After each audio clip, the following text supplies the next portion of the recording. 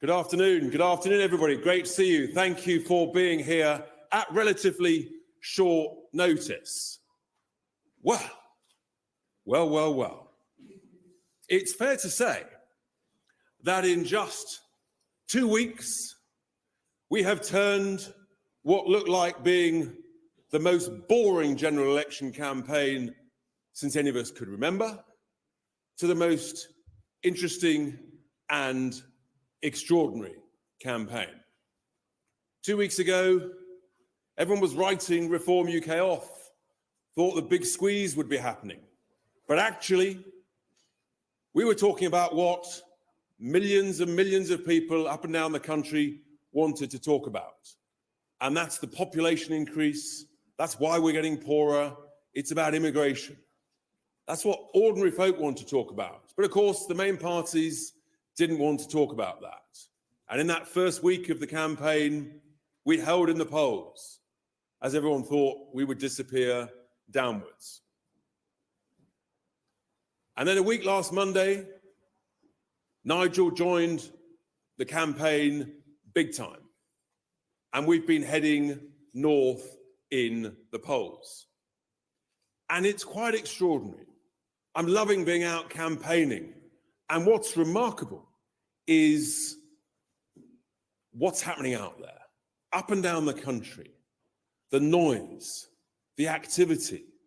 The word is spreading like something we've never known before. I'm loving getting messages from all over the country, from people I haven't heard of for ages. Have you heard this? The whole pub's talking about it. The pub came out, people came out from the pub when there was a Reform candidate and cheered and clapped. The fact that there's a sign on a bridge on the M6 saying vote Reform is also pretty extraordinary, but it's just indicative of the enthusiasm for something else apart from the boring status quo of the main two parties, for whom, frankly, there is not a jot of difference. They both stand for higher taxes. They're sort of competing in these debates. Who's going to raise taxes more than the other? Something is significant and going on out there. But what no one expected, no one really believed could possibly actually happen. As we went up in the polls and the Conservatives started to slide in the polls. How far could they slide? Well, that was the question. How far could we go up? Could we get equal to them in certain areas? Could we get equal to them nationally? No one expected within less than 2 weeks, in fact, less than 12 days, we wouldn't bother with equaling in the polls. No, we would leapfrog them in the polls, using the Rolls Royce of pollsters, no less. So last night, just a few minutes before the seven-way leaders debate, there it was. Everywhere across the whole of the media, that Reform UK was 1% ahead of the Conservatives in the polls. Now, if that, folks, is not momentum, if that is not activity, I don't know what is. And so we're upsetting all the right people. At the beginning of this week, of course, we upset the banking industry. From the press conference we gave on Monday, we talked about how actually the truth is that the big banks, the Bank of England, are ripping off taxpayers. You know you're making progress when the big banks' lobby groups start to attack us. And that is because Reform UK is on the side of ordinary working folk. And it's pretty clear that we're the only party that is. That's why we're going up in the polls. That's why everybody's talking about us. That's why we've got the momentum, the noise, the activity. It is truly, truly remarkable. That's why we're holding this press conference following that last night, so that we can hear from the leader of Reform UK, and then you can ask some questions. So I'm delighted to welcome to the lect and the podium my good friend, leader of Reform UK, Nigel Farage.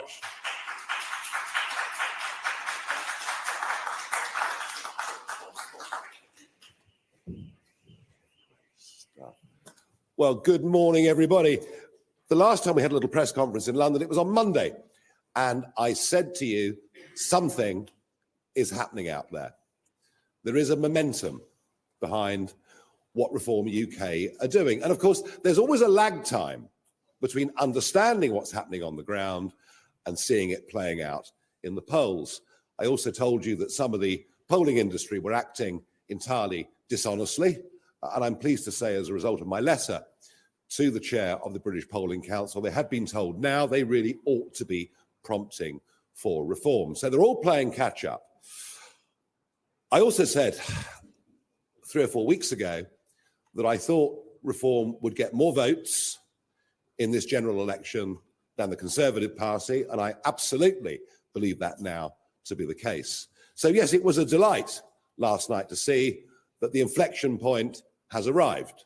The momentum that Richard and I are seeing on the streets and on the doors is now filtering through, and we are 1 point ahead of the Conservatives. But just bear this in mind. We are well ahead of the Conservatives in the North East, in the North West, in Yorkshire and the Humber, in the East Midlands, in the West Midlands, and in parts of Eastern Region. And in what we all call the red wall seats, we are significantly ahead of the Conservatives. And so I think Penny Mordaunt was a little bit shocked last night on the ITV debate. I don't think she had a very good evening, really, all round, because they're still pumping out the same line, that if you vote for Reform, you will get Labour. But the inflection point means that actually, if you vote Conservative in the red wall, Labour, a Conservative vote in the red wall is now a wasted vote. We are the challengers to Labour. We are now the real opposition. And this needs to be reflected. As I said, it's beginning to be reflected by the polling industry, but it needs to be reflected by the broadcasters as well, because Ofcom, on the guidance they've given to broadcasters, say that really the most important of all the factors is the performance in the last 2 general elections. We haven't stood in the last 2 general elections. It's as if everything about our politics is designed to stop new boys and girls coming in and to keep everything the same. At the moment, broadcasters are giving our party 8% of their coverage, which clearly is nowhere near in line with where we actually are. But there's something else I want to ask for today. The BBC will be having a leaders' debate, a 4-way leaders' debate with the leader of the Liberal Democrats, the Conservatives, Labour and the SNP. And that takes place next week. And I think we can demand of right now that the BBC put us into that debate. I would also very much like to do a debate head-to-head with Keir Starmer. And the reason is very simple. We think that this should be the immigration election, because whether we're talking about rents, whether we're talking about housing availability, whether we're talking about access to GP services, whether we're talking about pressure on infrastructure, there is no aspect of our national life that is not touched by the massive population crisis this country now faces, directly as a result of immigration policies that were started by Labour, but accelerated by this Conservative government. And I thought it was very interesting to see the Labour manifesto, where Keir Starmer lays out his 6 priorities for the country.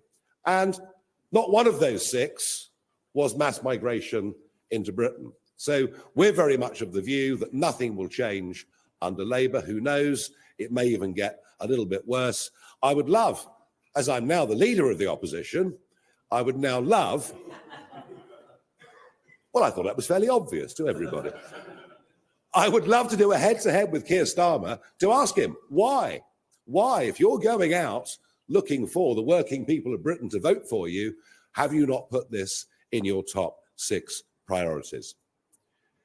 What is for certain, people are beginning to realise this, is the election is over. Labour have won.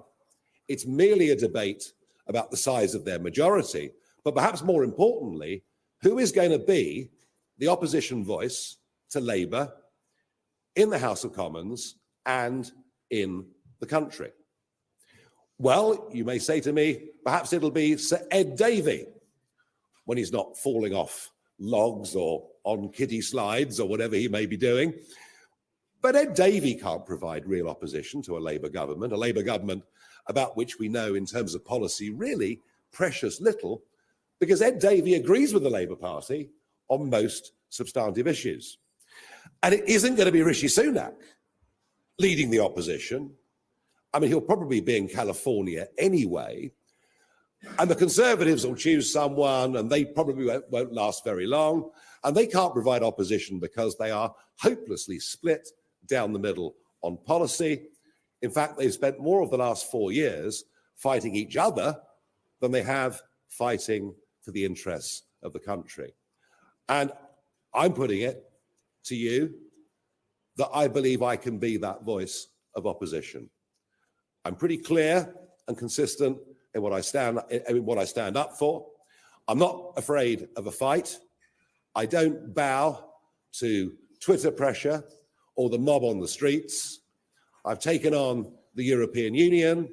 I've taken on the big banks, and I'm pretty certain I can take on a Labour government headed by Keir Starmer that will have almost no honeymoon period whatsoever, will inherit some very, very deep problems, and I don't think has the radical solutions to sort the country out. So my message to the country is thank you, but come on, join the revolt. What have you got to lose? You've been so let down, frankly betrayed by the Conservatives after their 2019 win, that it really is time for something new. We're excited about this. We've got up 9 pips in the polls over the course of the last 10 days. I don't know where this ends, but I do feel momentum, optimism is out there with us. Thank you very much indeed.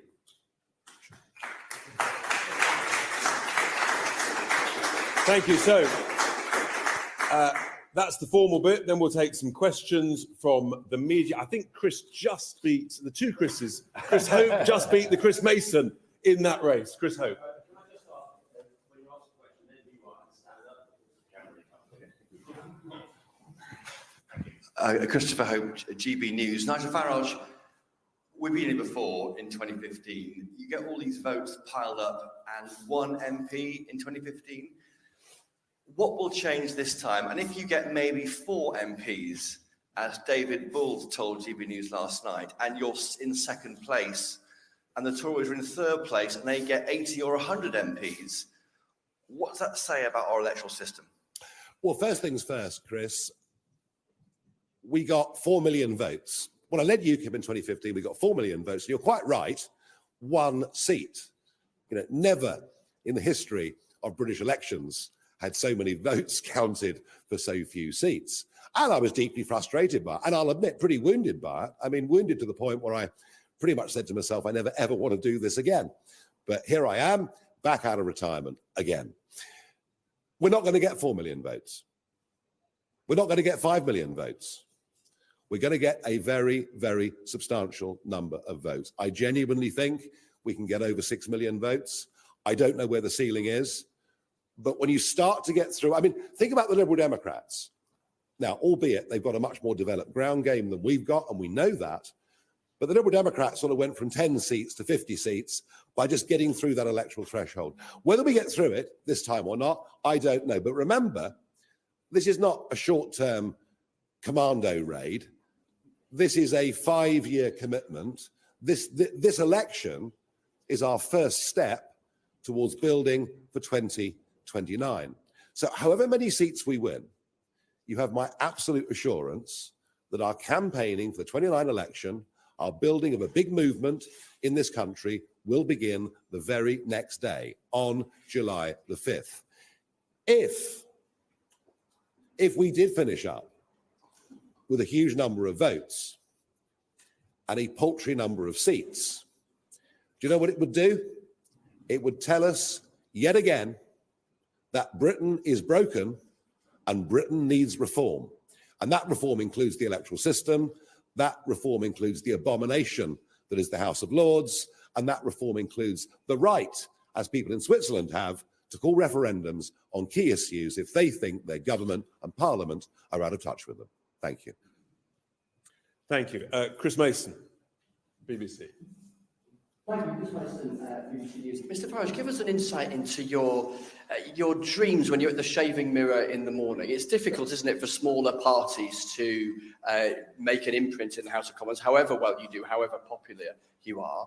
Are you dreaming of the moment of being the leader of the opposition, standing there at the dispatch box, potentially throwing questions at a Prime Minister Starmer if he wins? Thank you. What I see in the shaving mirror every morning, looking back at me, I think, gosh, where have the last 40 years gone? You know, but there you are. I'm sure I'm not the only one in the room that has that sensation. Well, I'll tell you what, I led a group in the European Parliament for 15 years. I was in seat number 20 with Mr. Barroso and then Mr. Juncker, who wasn't always sure he was there himself, but never mind. So, you know, I'm quite used to getting up in big chambers and asking questions of the French president or British prime ministers, or, I mean, I have actually done all this before, albeit in a different theatre of operations. But if you're asking me, am I capable of doing it? Yes. And maybe somebody better than me comes along. Maybe the Conservative Party fight. I think Penny Mordaunt was being lined up for it, but of course she's going to lose her seat, so that won't work. But if there's someone better than me to stand up there and provide opposition, then that's great. I'd be very, very happy if somebody younger, better than me comes along. But right at the minute, I do see myself as being that person. Yes, I do. And I have no confidence in the Conservative Party as it currently is to be even capable of providing opposition, so deep are the rifts within it. So, yeah, you know, I mean, I've made a huge decision. You know, as I say, I've come out of retirement. I'm in this for keeps. Thank you very much, Chris. Henry Riley, LBC. Thank you, Henry Riley from LBC. Did Dame Andrea Jenkins ask your permission to use a photograph of you on her leaflet? And since then, since you came back as leader, have any Conservative MPs, without naming them, and no, you won't, have any of them texted you or called you? Oh, gosh, never lie at a press conference. It's very, very important. Though Andrea didn't ask my permission, but she did send me a very nice text saying, what do you think? Well, it was a bit late by then, wasn't it, really? I think the fact that Andrea did that just shows you that depth of division that exists within the Conservative Party. I mean, they are two completely different parties, and I think they muddled along for decades with the odd row here and there, obviously. I think Brexit is the thing that highlighted what those fundamental divisions were. And yes, you know, I mean, look, there are people in the Conservative Party that Richard and I feel politically aligned to, but they are in a very small minority. Of the 360 Conservative MPs that were elected in 2019, there's about 50, probably, that would take our view on many things in the world. The rest don't. And that was why, you know, when I went to the Conservative Party conference in Manchester last year, albeit with a GB News badge on, you know, I was hailed like a hero for the membership, but most of the MPs sort of walked past and couldn't even look at me because I'm so absolutely ghastly. And if as we go forward, we establish this bridgehead in Parliament, and the splits in the Conservative Party become ever wider, and I suspect my presence will perhaps even help to widen those splits, then some of those people that we like will be very, very welcome to come to us. It's as simple as that. Now, I've got a new game for you as well, actually. Oh, gosh. Yeah, if you look at Conservative MPs' leaflets, I want you to try and count up how many times you see the word Conservative. I've looked at half a dozen, and I never got beyond the number of 2. And that was just on the imprint. So it's pretty extraordinary what is going on, how the brand has become so toxic. Let's take a question just here.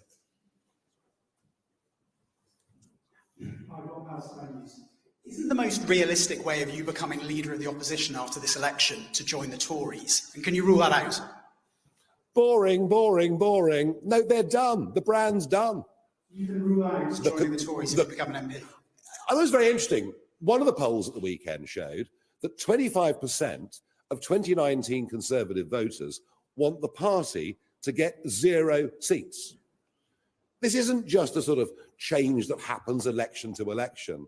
This is a wholesale rejection by a significant number of Conservative voters who, by the way, if we weren't here, probably wouldn't vote for anybody, would stay at home. They are so disgusted with the political system. They feel absolutely betrayed by the promises that were made in 2019. The Conservative Party will not be in power for a decade, maybe more. And you know, you can say to me, well, look, they've been around for 190 years. But occasionally these big seismic shifts do happen. It happened in Britain in the 1920s. It happened in Canada in the early 1990s. I think this may well be one of those big 50 or 100-year events that happens, even under first past the post politics. I mean, if we were in PR, we'd be talking a very, very different game. No, the brand's broken. It's gone. It's done.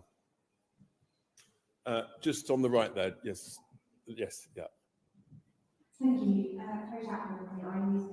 I just wanted to pick up on something that you said in the debate last night about agreeing that the two-child benefit cap should be scrapped. Should we expect that to be a Reform Party policy, or is that your personal opinion? And obviously that would add to the benefits bill. Are you both comfortable with that? Thank you. Look, I just feel, and we feel, that actually support for families is really rather important. We should be encouraging people to have children. We should even, perhaps through the tax system, be encouraging marriage as well. I mean, my own track record on this is not great, I've got to tell you. But despite that, there is very strong evidence that kids that are brought up within a married environment do better in life. So do we believe as a party in encouragement for the family and the concept of the family? You bet your life we do. Yes. Thank you. Calgary, just behind, there we go. And then just here. Hello. You say the Tories are divided, that's loud, isn't it? You say the Tories are divided, and that's certainly true. But during the next Parliament, the right will have to unite in some way, given the electoral system that we have. So are you confident that Leader of the Opposition, Nigel Farage, can unite the right against Labour by 2029? Oh, I think so, yes. And I think, if people... Well, I mean, who knows how many Tory MPs there are going to be there anyway? You know, the number could be very small.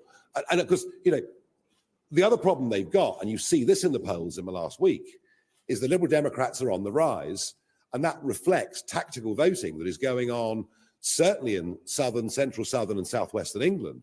So who's to say how many MPs the Conservatives are even going to have?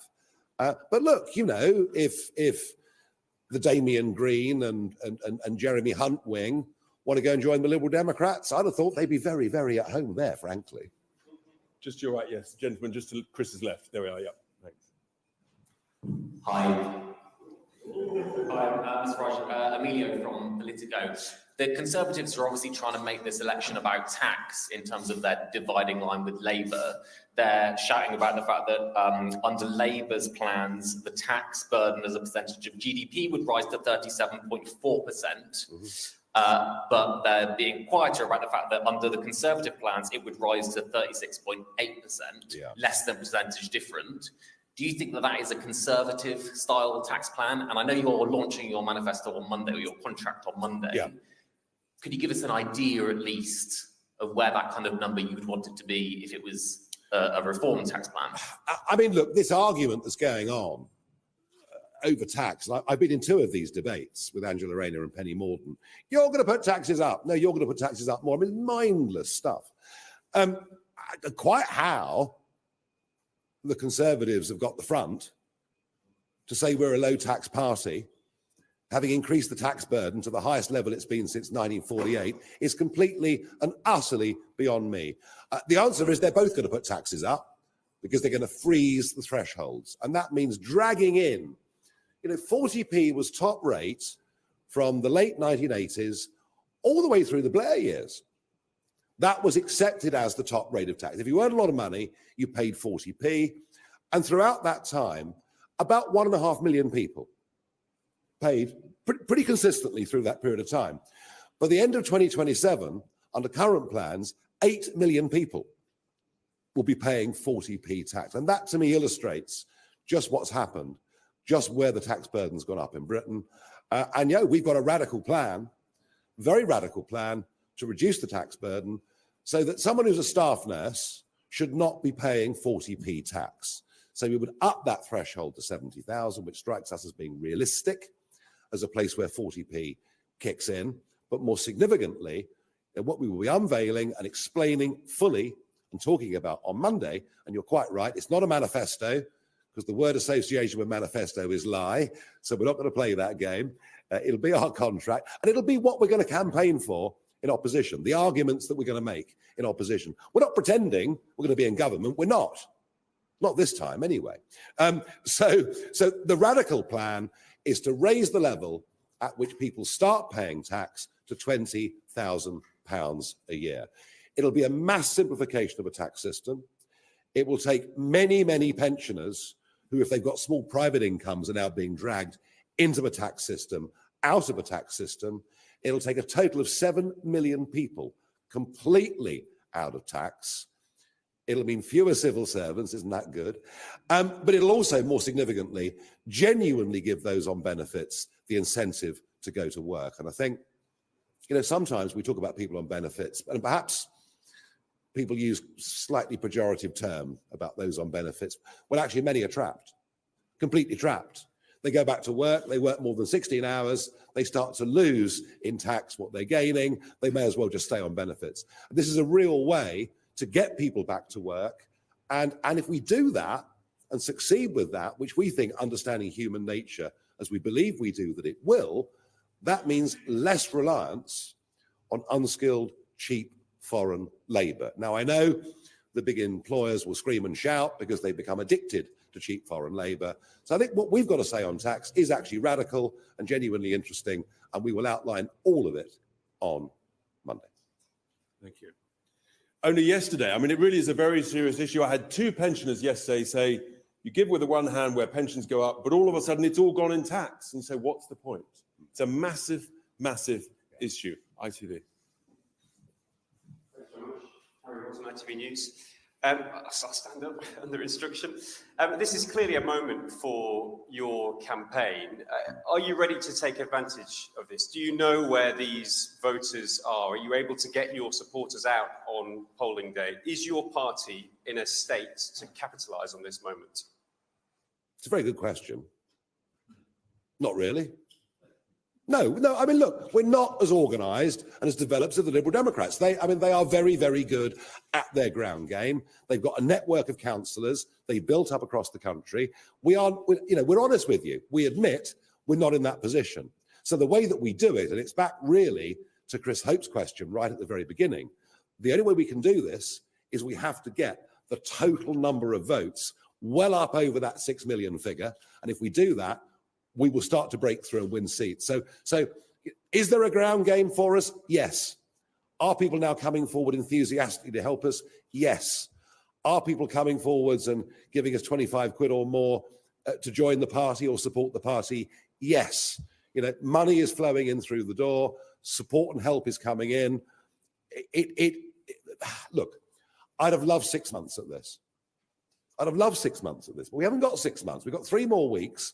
We're making the best of what we can, but I do think there's a very, very big gap in the electoral market out there.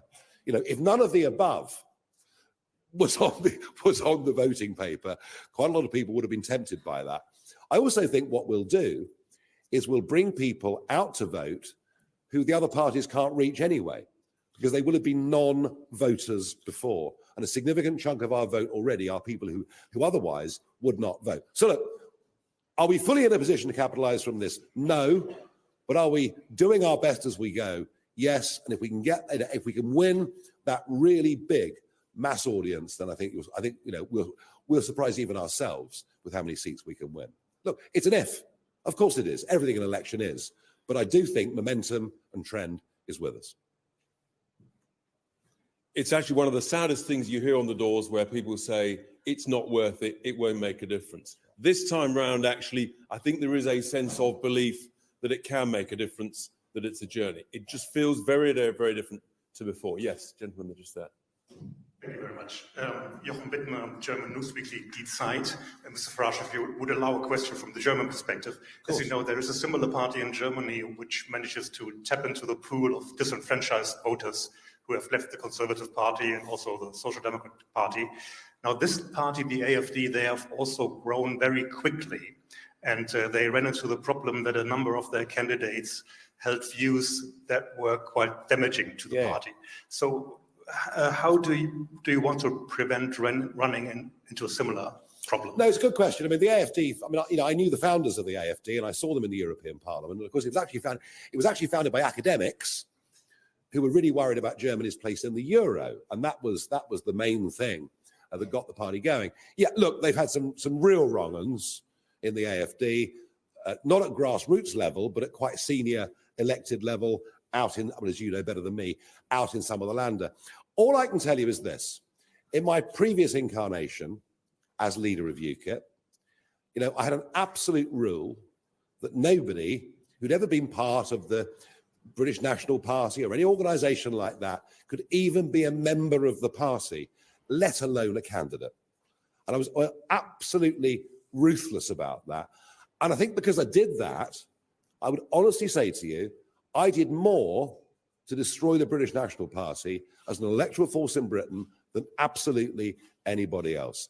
And the same thing applies this time. And of course, because it's been a very rapidly called election, and because 450 of our candidates have never stood before, they're not sophisticated politicos, they will have liked things on Facebook with links to somebody else.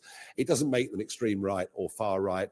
I don't want support from people like that. I've never had the support and worked with people like that. I never will support people like that. I'm as acutely aware of the problem. We are in a better place with all of that than the AfD. Of that, I have no doubt. And yes, of course, we're going to have our problems with candidates, as every party is, with a very, very rushed election. But it's funny, really, even though there are 651 seats up for grabs in the Commons, in most of the United Kingdom, there are really only 3 names people are going to vote for. They're going to vote for Sunak, Starmer, or Farage, and that's the reality. Just there, hi. Hi, Sophie Huskisson from the Daily Mirror. So lots of people obviously got to see you again on I'm a Celebrity last year. Lots of me, yeah. Yeah. Your former campmate, Fred Sirius, has said that after spending 3 weeks with you in the jungle, he doesn't think that you have a vision and he thinks that you just rant. What's your response to that? Jolly good, Fred. Happy birthday. Just at the front here, yes. Thank you very much. The Sun newspaper. I want to ask you a question that's been put to you in Dover and a question that's been put to you in Clacton, and both times you've sort of batted it away rather speculatively. But now, as you say, the inflection point has happened. It might be one you're slightly more happy to answer. And that is, how many seats do you think you can get, or how many seats are you targeting? And if you won't give us a straight number, if the ballot box gods came down from the sky on July 4 and say, Nigel Farage, you can win in Clacton on seat, but that is it. There is one Reform MP in Parliament. Is that a deal you would take, or would you chance your arm with the electorate? Oh, no. If you gave me a chance now to say, would I take Clacton and nothing else, I'd say no. Absolutely not. We will win many more seats than Clacton. How many? Well, perhaps I can be more specific now than I've been before with you. I've literally got no idea. I don't know. I haven't got a clue. What's your target? I haven't got a target.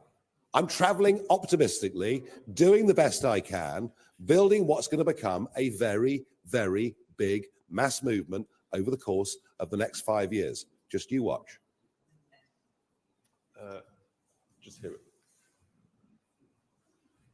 Thanks, Camilla Long, Sunday Times. Nigel, leading on from the last question, are we to take it then that Clacton is not enough for you? Clacton is not enough. That I will agree with, yes. What are you going to do for the people of Clacton? Do what I do and have done for many, many years when I was an MEP.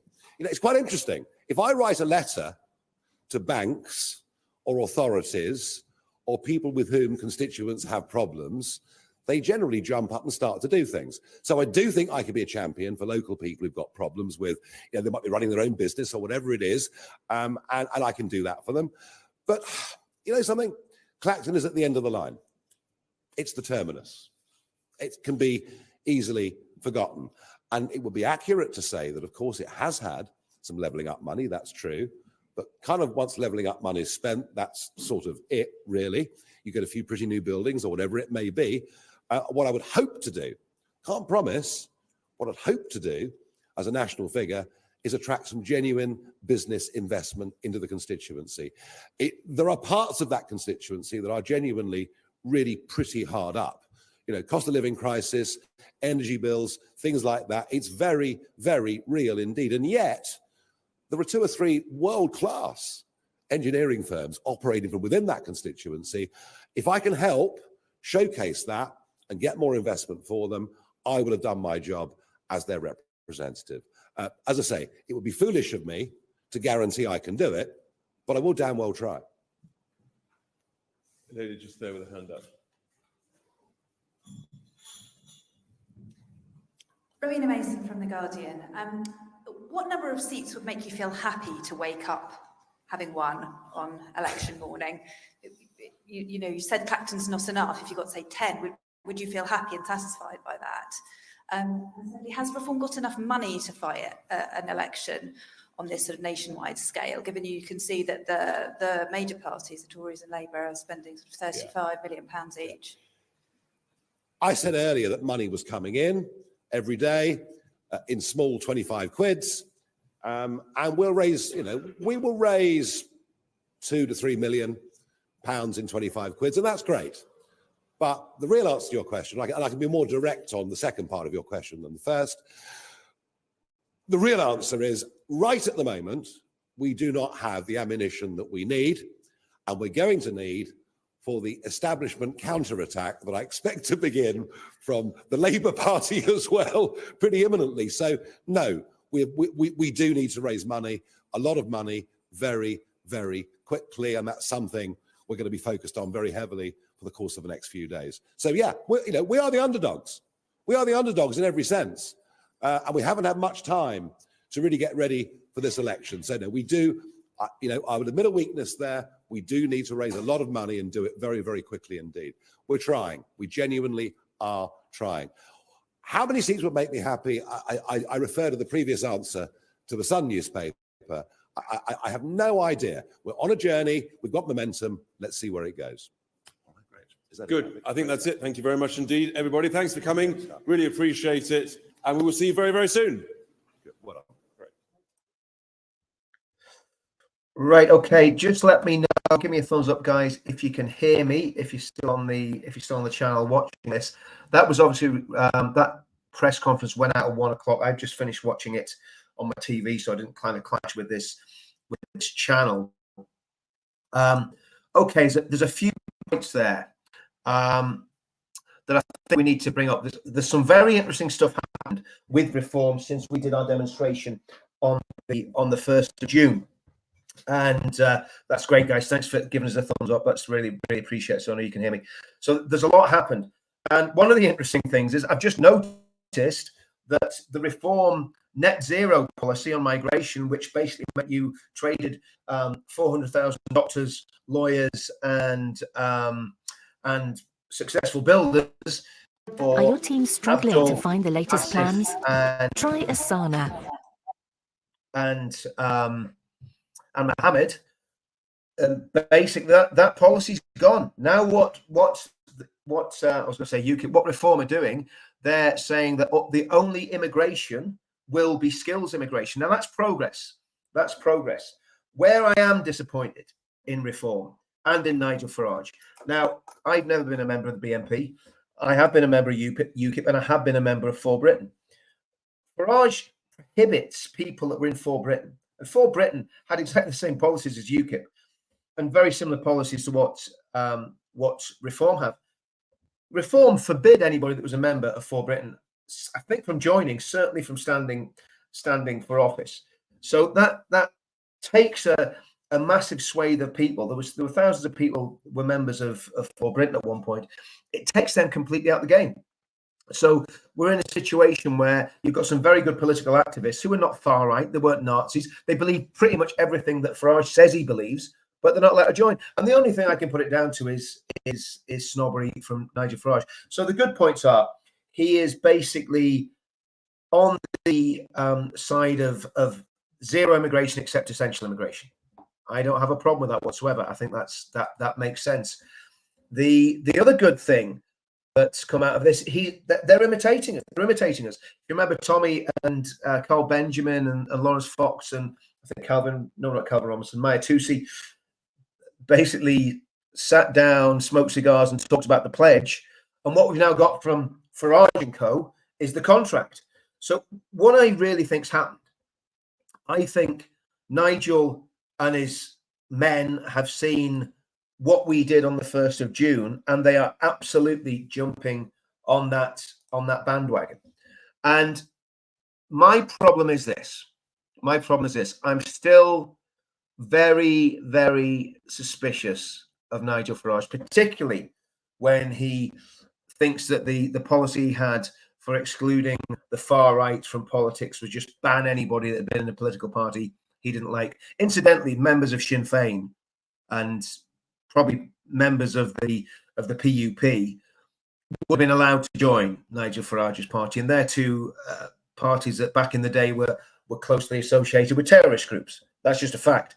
So there's a lot of hypocrisy there. Now, like I say, I despise the BNP and Griffin and Collette and Dowson and all the rest of those scumbags with a venom.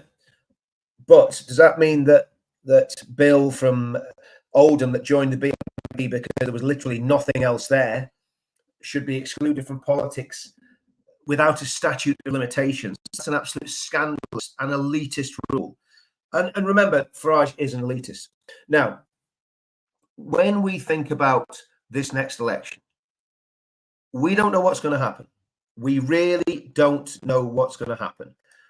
It's a completely open goal. And if there had been a strong right party, which there could have been if UKIP hadn't been demolished by Mr. Farage, then we would have had a very, very strong party, a UKIP led by Jerry Barton. That's history. We can't do anything about that. But my point is this. In this election, if I was in a red wall seat and there was a strong reform candidate, to be honest, I'd probably vote for the strong reform candidate in a red wall seat that was going to cost Labour the seat and possibly give Reform the seat. Yeah, I'd vote Reform. If I was in Suella Braverman's constituency and she was standing and it looked like she might be beaten by the Lib Dems or by Labour or whoever, would I vote for Suella Braverman and instead of Reform? Absolutely. And this is what I've been saying from the beginning. What we need to do is vote tactically. And the movement that was birthed on the 1st of June, all I can see this is, Farage is talking about a movement. Nigel, you don't need to start a movement. We already started one. So what we need to do, we've got a pledge of our own that again, it's a work in progress, just like what's his name? Richard Tice has said about the contract that they're doing. We've had that pledge there for a year. It's been worked on. Tommy's been involved in it. Other thought leaders have been involved in it. It's there in its embryonic form on the pledge website. And I think you've all seen that. And again, I'll just drop this in here again, just so you can see it again. Just bear with me. I'll just put the there. Let me just get to that. There we go. So the pledge.org.uk. Go and have a look at that. Have a look at that and see what you think of it. And if you agree with it, sign up.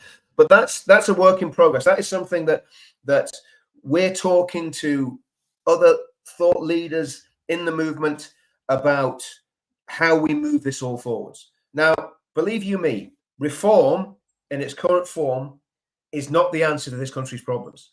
And what will always, even if reform gets power, what will always be needed is a counterbalance and a movement to keep them held to account. Because that's what Farage did with UKIP. He used UKIP to hold the Conservative government to account. And what we need to do now is we need to use our movement to hold Nigel and his buddies to account, to make sure that they don't do what the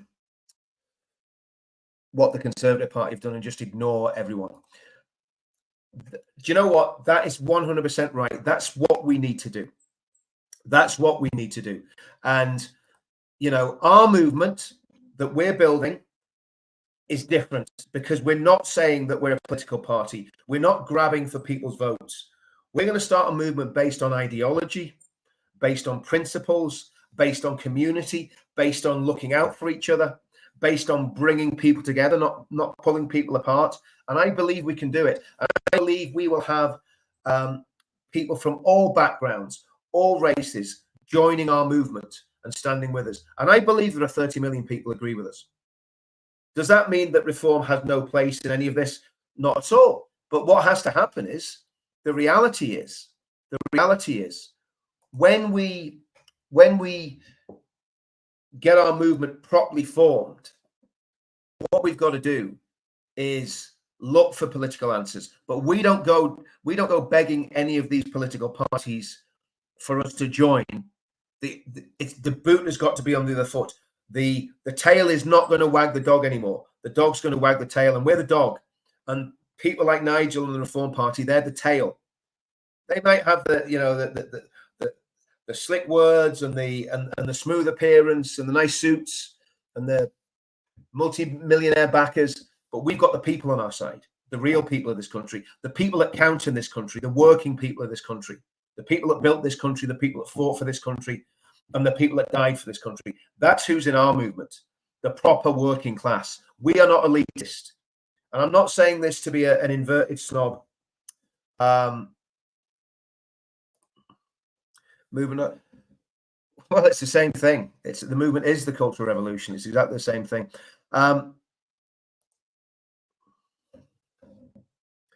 Sounds like a pressure. What reform sounds like a pressure group? I mean, the reality is, until you have power, all anybody is a pressure group. That's all they are. There's no difference. Looking down these comments. All the people. No, that's absolutely right. All the people, not just the working class. We can't do it just with the working class. We can't do it not just with the working class. Reform. Listen, I've said in this stream, if I was in a red wall seat and the only way to remove Labour was vote reform, I'd vote reform. If I was in a right-wing conservative seat like Suella Braverman's, I don't know how secure her seat is or isn't, I haven't looked at it, but if I was in that sort of seat, I would vote for Suella Braverman. The same in my constituency. I'm voting for the man who's most likely to represent Northern Ireland and the Union in Parliament. And that's what I've got to do. That's what it's all about at the end of the day. This isn't about being dogmatic about which party you follow and saying, well, I'm only going to follow reform, or I'm only going to follow the DUP in Northern Ireland, or whatever it is. This is about being intelligent when you vote and say, do you know what? I don't have to support any political party. What we do is we build our movement, and we define British culture. We promote British culture. And again, if you want to know what that's about, look at the pledge. It's all written down there. I mean, I'm not going to go through, I think there's 18 points in the pledge. I'm not going to go through all 18, but I'll put it back on the screen here and have a look what the pledge is actually saying. It doesn't matter who gets in, they're all screws. Well, Charlie, do you know what? I don't blame you thinking that, because that's what's happened for our whole lifetimes. Every time we've got a new government elected and they're meant to give us great hope, they've given us nothing but more taxes, more immigration, more repression, more silencing of free speech. And what we need, and again, incidentally, I didn't hear any talk at that press conference about immigration. Yeah, if I can find it again, where is that comment?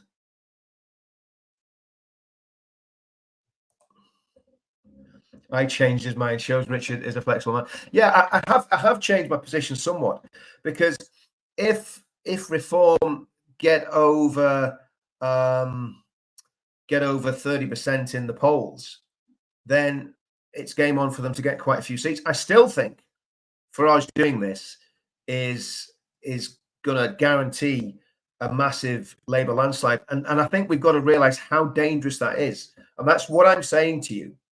What I'm saying to you is think tactically before you just go and blindly vote for Reform, or blindly vote for the Conservative Party, or blindly vote for any other party that's out there.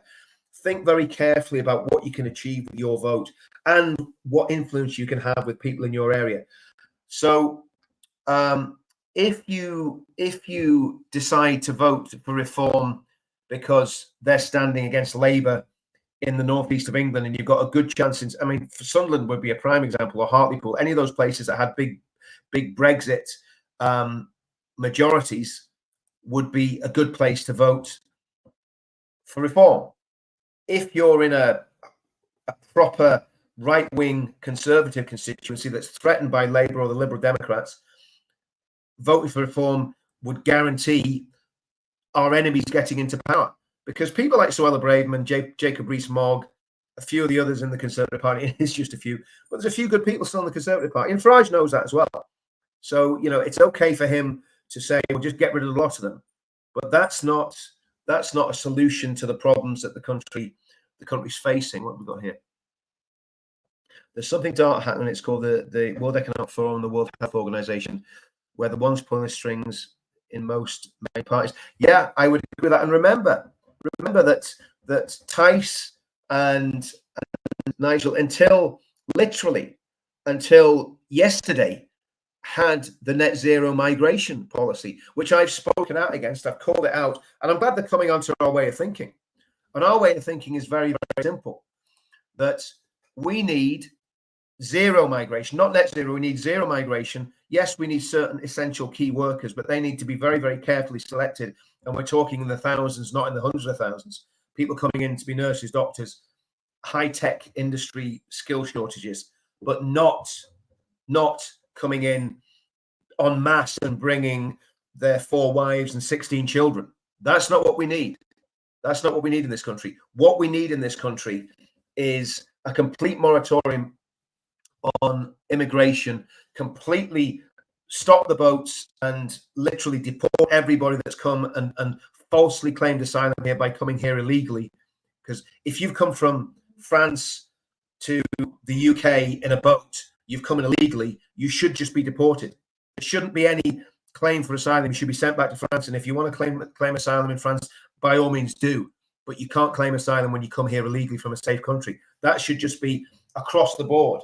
Everybody should go that's coming on those boats. The hotels should be hotels again, doing weddings and parties and people going away for the weekend with the wives. That's what the hotel should be for, not filled with Abdul, Asif, and Mohammed.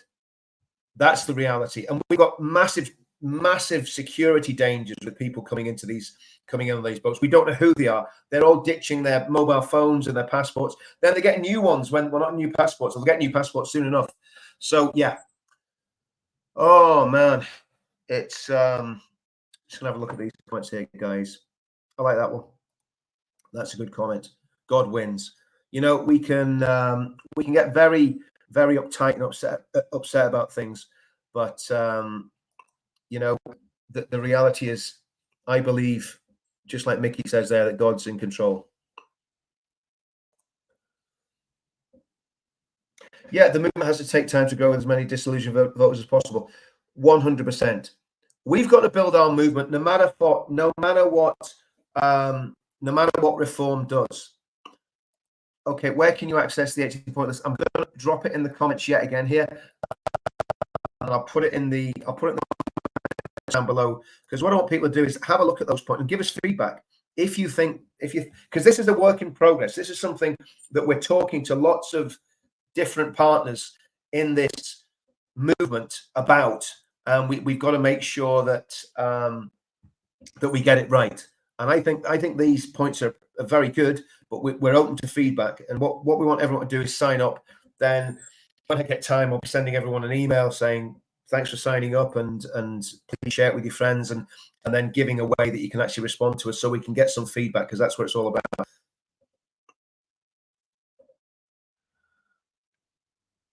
Why did that go up? Hold on.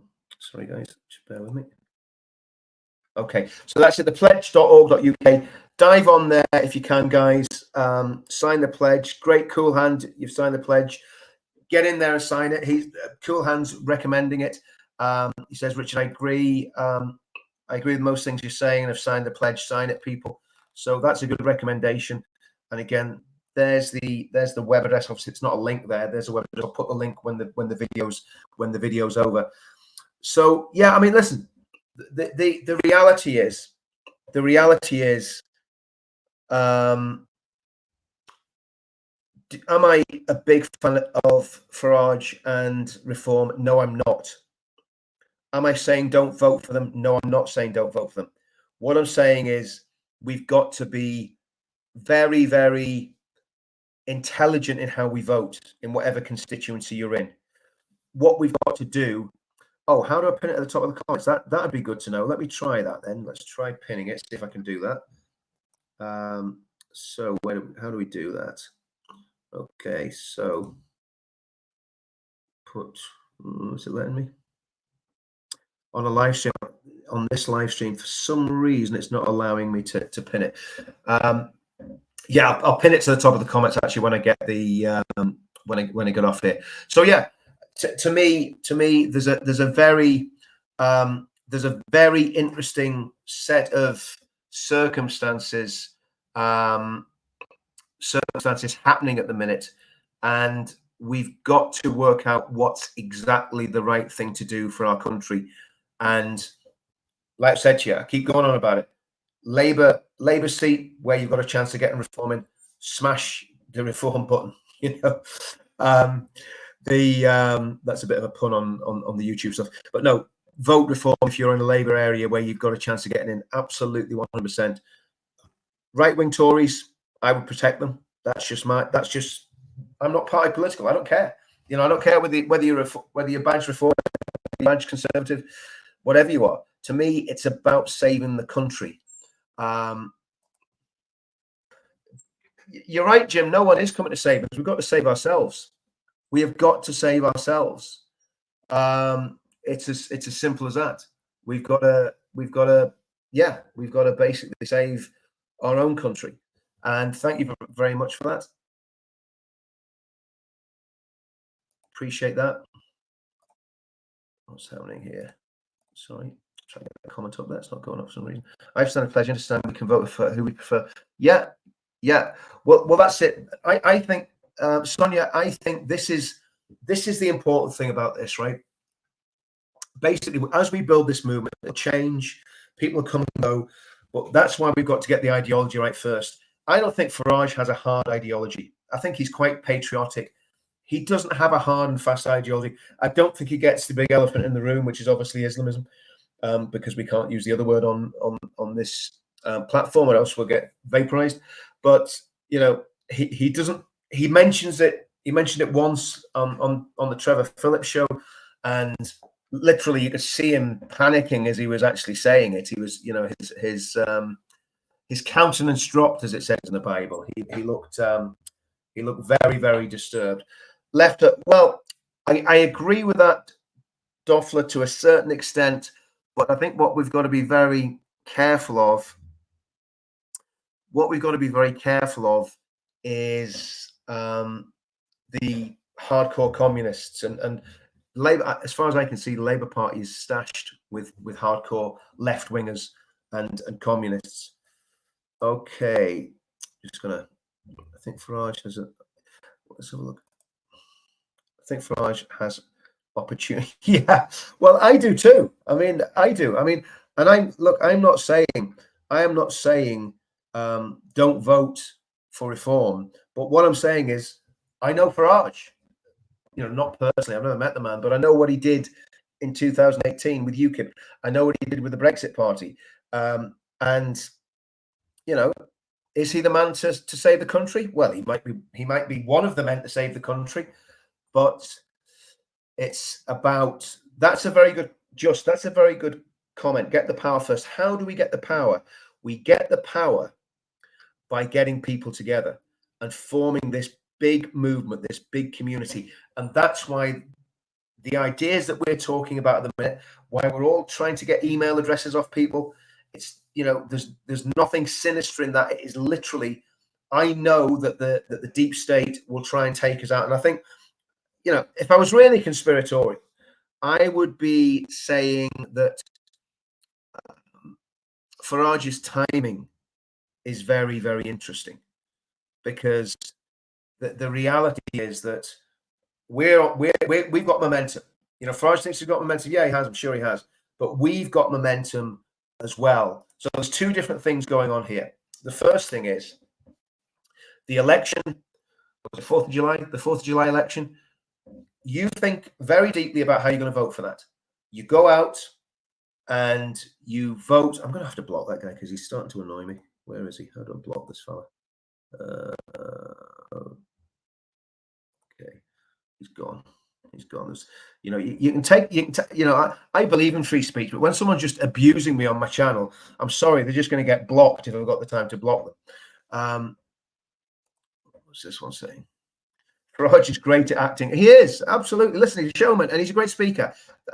In many ways, I have a lot of respect for Nigel Farage, but my point is I don't trust him, and I've seen what he's done to us before. So that's my issue. But like I say, in terms of this next election, we need to stop the Labour Party gaining a huge amount of power. And if we can do that tactically voting where we need to, and that's constituency by constituency, you decide what is the best course of action to you, research it, do your research, and decide on what to do. Yes, absolutely. Tommy is a magnificent communicator and a magnificent speaker. He is great. You've just shared it on LinkedIn.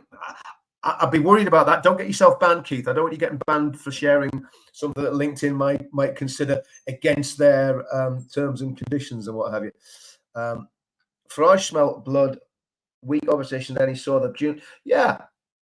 Well, this is the whole thing, Fred. I mean, I've never, I'm not a big enough name or face probably to come onto Farage's radar, but I do think some of his minions have been reading watching my videos, because the reality is they've changed the policy to exactly what I said the policy should be. So that's always a plus point. That's always a plus point when people start doing what we suggest that they do. That means you don't have to stand or do anything, but you just have to suggest they do things and they go and do them. But yeah, what we got here? Great voting advice, Richard. Yeah, keep it tactical. Thanks, Calvin. And again, thanks for your great comments that we had last night. Nigel saw the cause and he did a full 180. Let's have a look. Yeah, that's right. That's right. Oh, Mickey, I do appreciate that. Yeah, it's one of my superpowers, and it's something, I find a lot of things very difficult to do, but public speaking isn't one. I find public speaking and doing this sort of stuff quite easy, and it's stuff that I've been looking at and studying for many years, and the way that we can make a difference, the way that we can make a difference in the country.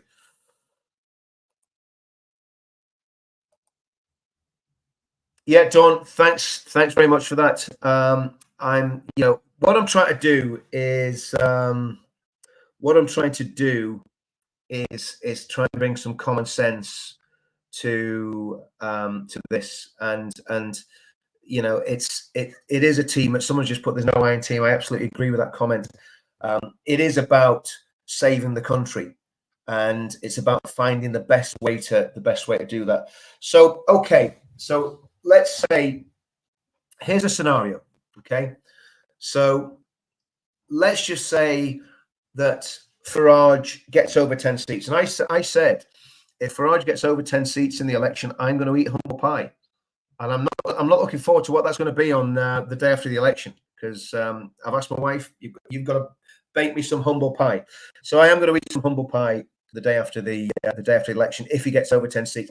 And to be honest with you, do you know what? I actually hope he does get over 10 seats, because anything to blunt the horrendous assault on liberty that we're going to have from the Labour Party, the assault on everything that we hold dear, man. Yeah, it's it's worrying. It's worrying. So I hope that I have to eat humble pie the day after the election. Fourth thoughts on Farage taking leadership reform was it siphoning off people to keep the good. Well, do you know what?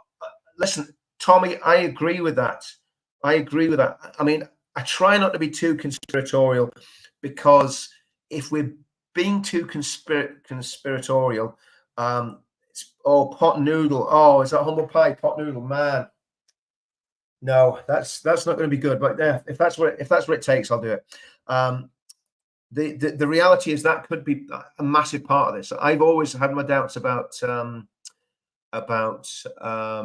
Nigel and what his true motivations are, and but yeah, it's Tommy speaking. I think he is. He's certainly in Denmark. I actually don't keep his diary, so I don't know. What else we got here? Also about Paul Thorpe. Oh, Paul Thorpe's great. Do you know what? And he's obviously I don't have to say this because he's not the stream with me. But Paul's a great guy. I mean, he is such a humble, genuine, nice guy. He believes exactly what we believe. He says it in a slightly different way. He says it in a lot more gracious way than many times I've said it and Tommy said it. We've been a bit rough around the edges for sure. But Paul Thorpe is a great lad, and I speak to him almost every day, and we're just talking about what we can do and how we can do it. And again, that's what we're doing on this stream. So it's good for us to have do these lives so that I can look at your comments and find out if I'm wrong or right. And again, maybe I was a bit hard on reform, but the problem I've got reforms are the ones that are very, very clearly and articulately laid out, that I don't believe they're genuinely on the side of the British working class. But reform, Wendy, reform and the people's movement. Let's wait and see. I think what we need to do is build the people's movement. We need to build this mass community of people that believe in the ideology that we believe in. That's what we've got to do. We've got to build this up first, and then once we've got the movement built, then we can decide on the politics. So again, like I say, it's getting the ideology right first. It's what's called values-driven politics. So you're doing what you're doing because you believe in it, not because you want power. It's because you believe that it's the best thing for the country. It's the best thing for your children and your grandchildren. So, yeah, I think people are still scared of a movement. The powers that be are terrified, absolutely terrified of us, basically terrified of us basically getting too much traction, without a shadow of a doubt. Don't know about you, Richard, but yeah. But do you know what, Paul? That is, I was sitting watching that with my wife, and I said to her, there he goes. Why is he saying Labour's going to win? What's the point in standing in an election if you don't think you can win it? That's crazy. He didn't talk about his immigration policy, because I don't think they've fully formulated their immigration policy yet. They've dropped net zero migration. So maybe they were listening to my my live stream, but they've dropped it. They've dropped the net zero migration. They're doing this contract, which sounds very similar to the pledge. So I believe they're actually watching what we're doing and imitating it. And again, like there's a saying, imitation, is the best form of flattery. But let's see what's happening. It's a momentum plan. Nigel bowing out and then changing his mind is part of the plan. They need to dominate the headlines, and that's why they have momentum. Yeah, I think there's something in that.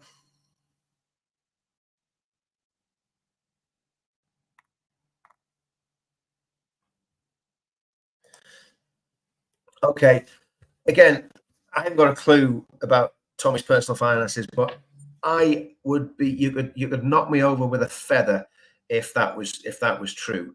I don't believe for a minute that he's getting £10,000 a week or a month from an Israeli forum. And if he was, to be honest with you, I wouldn't be really that bothered. I mean, I'm everyone that watches my channels knows that I'm a Zionist. I support Israel. I support their right to exist. I know one thing for sure, I've never had a penny out of any of my Jewish friends, and I would never even ask them for it. I speak up for Israel and lobby for Israel because I believe it's the right thing to do. I believe they're a bulwark against this horrendous Islamist madness. And like I say, it's just, that those sort of rumors are just baloney. The reality is it's not how this game works. You don't get massive donors.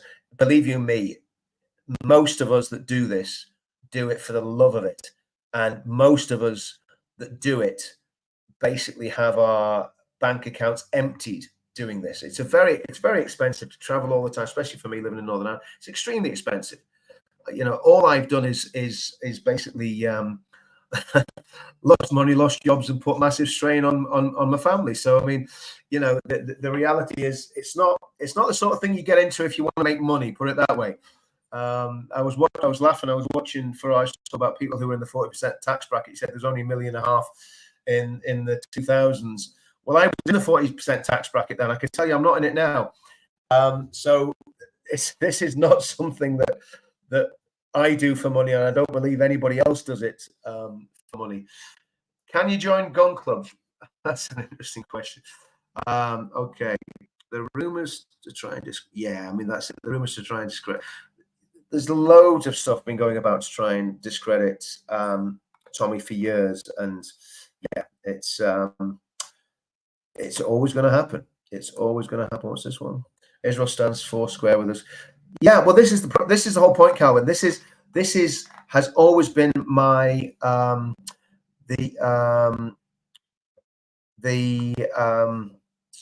Israel stands foursquare with us concerning the religion of peace.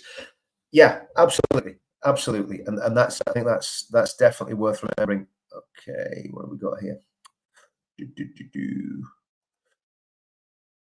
Yeah, the mainstream always call us far right, as Jeff Taylor says. I met Jeff Taylor at the event. What a nice guy, Jeff. Again, Jeff Taylor. I don't know if any of you guys have ever followed Jeff Taylor's channel. Great guy, great content. He's a guy that stands in front of the curtain and just produces absolutely superb, spot on, well researched content. So if you're not following Jeff Taylor, I'm just going to pop. I think there's a Y in it. It's Taylor, I think. But Jeff Taylor, I'll just put his name in here. In fact, let me see if I can find his channel. I'll drop if people can. Let's have a little look. No, I don't matter. But yeah, Jeff Taylor is a great guy, and he's been on this stuff for years too. He's got a really good popular channel, and he's done it very cleverly. He's not like me. I'm demonetized on my channel because I said a few interesting things about the religion of peace. So and a lot of us. Well, that's interesting. Charlie Mullins from Pimlico Plumbers is voting for reform. Well, good. I'm glad that Charlie, who was an arch Remainiac, has seen the light. So he's basically come round to our way of thinking. Yeah, so there you go. A lot of people piling on Jeff Taylor. Really, really good guy. Again, Paul Thorpe's a great guy. Some of the bigger YouTubers, and actually another guy. I don't know if you saw the stream I did last night with Manus, and what I'll do, I'll try and drop his link in here as well, because he's got a YouTube channel. He's putting a lot of good content out, but he's not getting massive amount of subscriptions, and he should do, because the stuff he's putting out there is really, really good. What was that one? That's an interesting one, that comment there. Absolutely not. I don't believe that for a minute. I would say it's near 10 million. Now, I can't back that up with hard facts, unfortunately. I've said this for ages. To me, it seems like there's a lot more than 4 million Muslims in the UK. I think there's probably near 4 million in London. But again, I don't know. I don't know. I really don't know. But guys, okay. Well, listen, I'm gonna dive off there. I just want to do that because I thought it was an interesting. It's interesting what's happening with reform. They definitely seem to be changing. they definitely seem to be. Yeah, do you know what, Donna? It feels like that in a lot of areas in England, sadly. And again, what I want to avoid is causing any, what's the word I'm looking for? Not division, but I don't want to cause any distress to people about talking about has been kind of taken over. But we've got big problems in this country, and that's why the good people of this country from all backgrounds need to come together to oppose these extremists. That's very important, that we get this movement with millions of people in it to stand against this extremism. What Farage could well be trying to do is act as a pressure release valve. You know, the pressure cooker is blowing up and it's expanding under the weight, and then somebody just pulls that little lever at the top that lets all the steam out. This could be a letting off steam situation. Guys, I am going to go. Thank you so much for all joining and watching that. I just thought it'd be very interesting to see exactly what Reform have got to say. Again, I'm very suspicious, but at the same time, I get why many of you are voting Reform. And if I was in certain constituencies, I would vote Reform. And obviously, in the other ones, if it's a good right-wing Tory, I'd be voting for the good right-wing Tory. And in Northern Ireland, it's a totally different kettle of fish again, because we're all kind of very different over here. But yeah. Okay, guys. Yep. Let's see you all soon, and we'll no doubt be doing more of these as the weeks up until the election come about. So see you all soon. Thanks for tuning in. Bye now.